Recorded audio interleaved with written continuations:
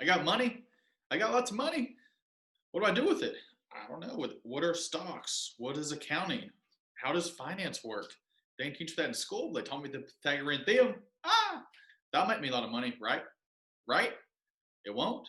Oh, well, they didn't tell me that in school. So what do I do now? Sad.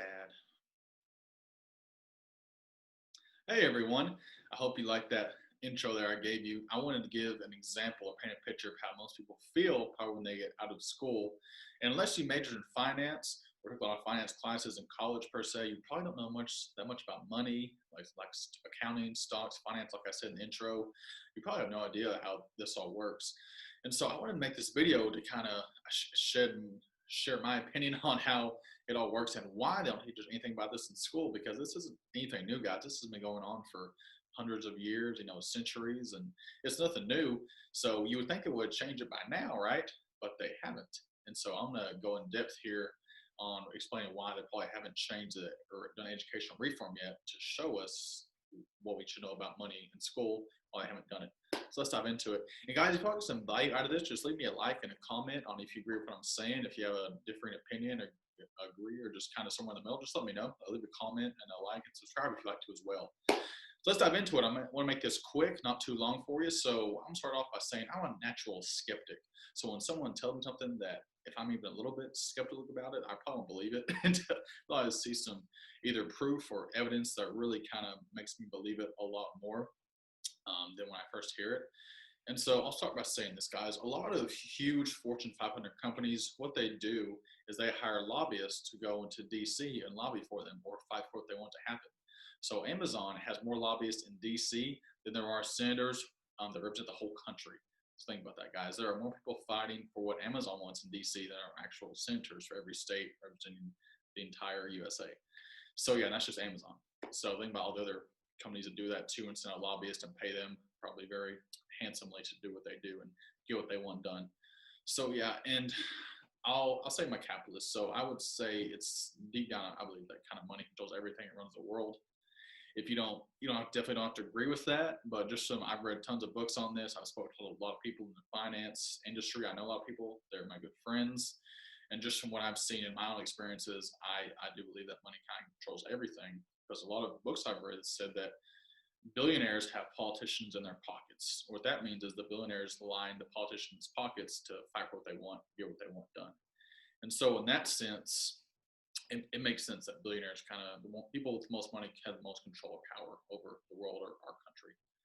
So, yes, why don't they just anything about money in school? Well, who has the most money? People on Wall Street, for the most part. The Wall Street billionaires, they have the most money. And if think about this, guys, so if they taught us financial, just the basic financials of accounting, of just how money works, how investments work in like high school, and incorporate into the basic class of college, what would that do to the accounting industry? What would that do to financial advisors? What would hurt their business? It'd probably put them a lot of them out of business.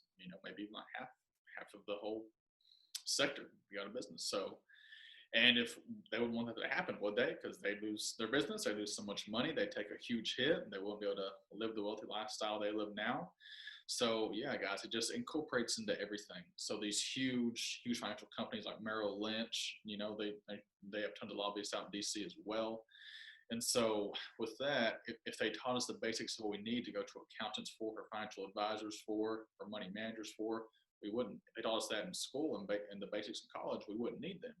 So it's my belief that they don't do the educational reform because they want people to be naive about money and how finance works so they can keep making money off of the standard consumer who has no education on this. That is my belief. And just, I've got a lot of evidence on this just from all the books I've read, people I spoke to, like I was saying.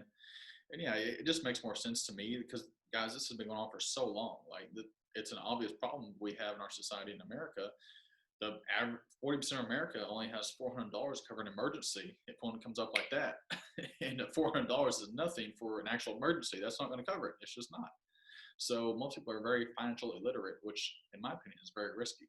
A lot of people say investing is risky. Well, I believe not being financially literate is risky in my opinion. So that's just that. But yeah, guys, just leave me a comment what you think about this. If you agree with me, if you think kind of money controls everything and the billionaires pay the politicians secretly, of course, to kind of fight what they want to fight for and have the structures and laws and policies that they want put in place because they're paying the politicians what they have in their pockets.